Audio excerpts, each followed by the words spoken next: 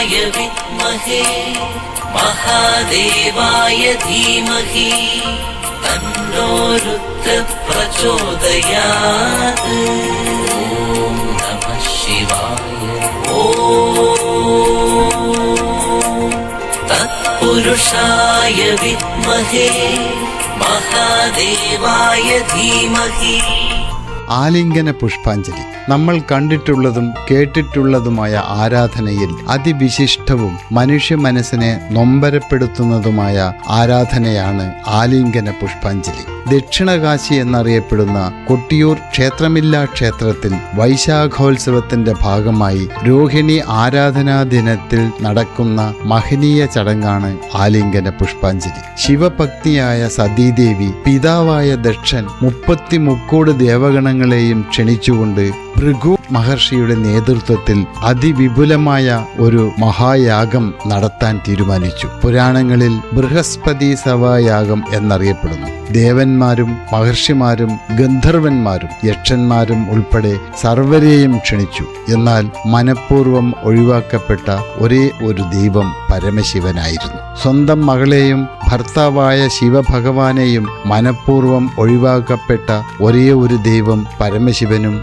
ദക്ഷന്റെ പ്രിയപുത്രിയായ സതീദേവിയുമായിരുന്നു. അച്ഛൻ നടത്തുന്ന യാഗത്തിൽ ക്ഷണിച്ചില്ലെങ്കിലും എനിക്ക് പോകണമെന്ന് സതീദേവി ശഠിച്ചു. എന്നാൽ ക്ഷണിക്കപ്പെടാത്ത യാഗത്തിൽ നീ പങ്കെടുത്താൽ അപമാനം നേരിടേണ്ടി വരുമെന്ന് ഭഗവാൻ പറഞ്ഞു. ഏതെങ്കിലും കാരണവശാൽ നീ അവിടെ അപമാനിക്കപ്പെടുകയാണെങ്കിൽ ഇങ്ങോട്ട് തിരിച്ചു വരേണ്ടതില്ലെന്നും ഭഗവാൻ കൽപ്പിച്ചു. അങ്ങനെ ക്ഷണിക്കപ്പെടാതെയും ശിവഭഗവാന്റെ സമ്മതമില്ലാതെയും സതീദേവി ദക്ഷയാഗഭൂമിയിലെത്തി. എന്നാൽ സംഭവിച്ചതോ അതുതന്നെ. സതീദേവിയെയും ഭർത്താവായ ശിവഭഗവാനെയും അച്ഛനായ ദക്ഷൻ കടുത്ത ഭാഷയിൽ അധിക്ഷേപിക്കുകയും അപമാനിക്കുകയും ചെയ്തു. സ്വന്തം അച്ഛനിൽ നിന്നും സതീദേവി ഒരിക്കലും ഇത് പ്രതീക്ഷിച്ചിട്ടില്ല. ഈ അധിക്ഷേപം അപമാനിതയായ സതീദേവി ഈ സാഹചര്യത്തിൽ ഇനി ജീവിക്കുന്നതിൽ അർത്ഥമില്ലെന്ന് ബോധ്യത്തിലെത്തുകയും ആളിക്കത്തുന്ന യാഗാഗ്നിയിൽ ചാടി ആത്മഹൂതി നടത്തുകയും ചെയ്തു. സതീദേവിയുടെ ആത്മഹൂതി വാർത്ത കൈലാസത്തിലെത്തിയപ്പോൾ പ്രപഞ്ചം നടുങ്ങി.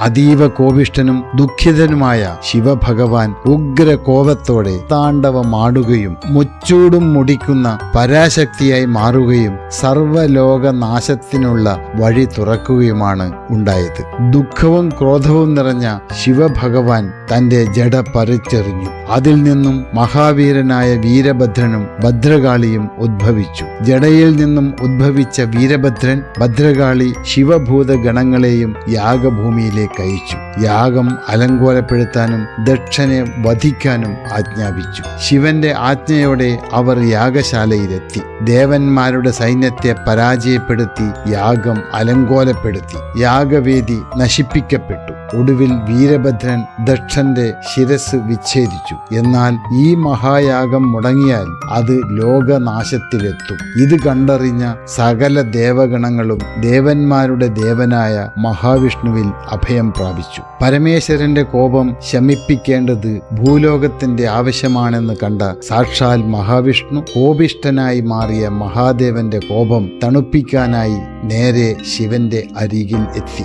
ശിവഭഗവാന്റെ കോപം തണുപ്പിക്കാനായി മഹാവിഷ്ണു ശിവഭഗവാനെ മുറുക്കെ കെട്ടിപ്പിടിച്ച് സാന്ത്വനിപ്പിച്ചു. ഇതോടെ ശിവകോപം അലിഞ്ഞില്ലാതാവുകയും ചെയ്തു.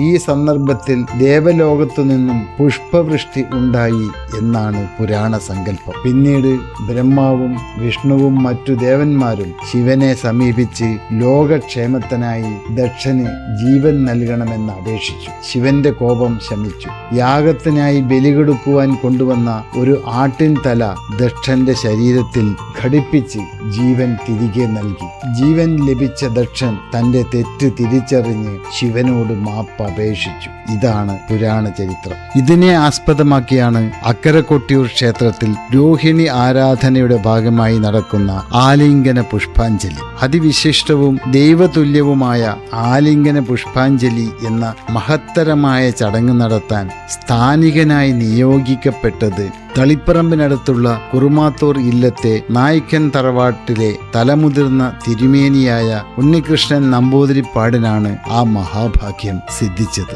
പൂജയ്ക്കെത്തുന്ന കുറുമാത്തൂർ നായ്ക്കൻ സാക്ഷാൽ മഹാവിഷ്ണുവിന്റെ സ്ഥാനം നൽകിയാണ് കൊട്ടിയൂരിലെ ഭക്തജനങ്ങൾ സ്വീകരിക്കുന്നത്.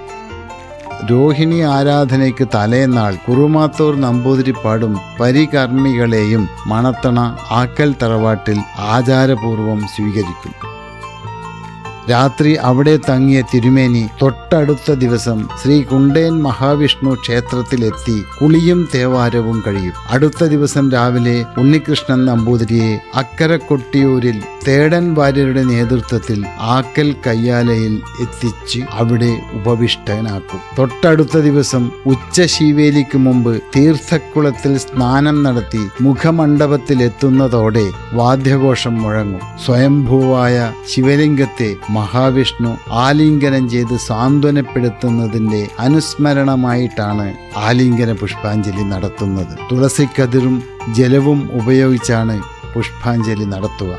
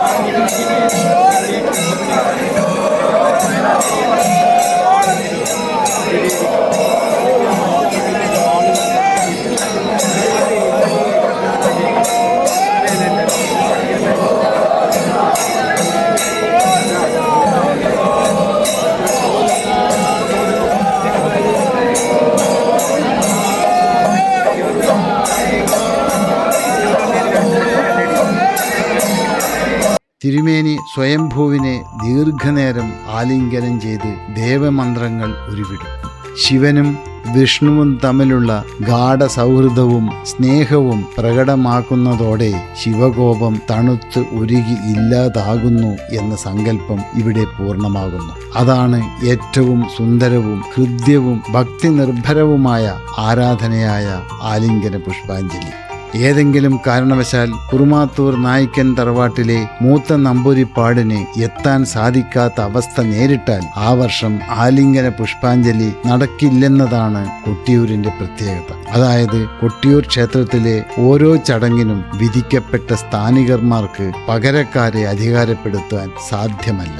ആയിരക്കണക്കിന് ഭക്തജനങ്ങളാണ് ആലിംഗന പുഷ്പാഞ്ജലിക്കായി കൊട്ടിയൂരിൽ എത്തുന്നത്. ഈ സന്ദർഭത്തിൽ മഹാദേവന്റെ ഊർജം ഉൾക്കൊണ്ടുകൊണ്ട് മനസ്സുകൊണ്ട് പ്രാർത്ഥന നടത്തണം. ശരിക്കും പറഞ്ഞാൽ നമ്മൾ ഓരോരുത്തരുടെയും വീട്ടിൽ നടക്കുന്ന സംഭവങ്ങളെ കൂട്ടി യോജിപ്പിക്കുന്നതാണ് ഈ സങ്കല്പം. അതുകൊണ്ട് തന്നെ യാഗഭൂമിയായ കൊട്ടിയൂരിലെ സന്നിധാനത്തിലെത്തുന്നതോടെ ശിവശക്തി ചൈതന്യവും അതിൻ്റെ ഊർജവും ഓരോ ഭക്തരുടെ ജീവിതത്തിലും ഉണ്ടാവും. ഓരോ വർഷവും മിഥുന മാസത്തിലെ ചോതിനാൾ മുതൽ ഇടവമാസത്തിലെ ചിത്തിരനാൾ വരെ, അതായത് മെയ് ജൂൺ മാസത്തിലാണ് കൊട്ടിയൂർ വൈശാഖോത്സവം തുടങ്ങുന്നത്.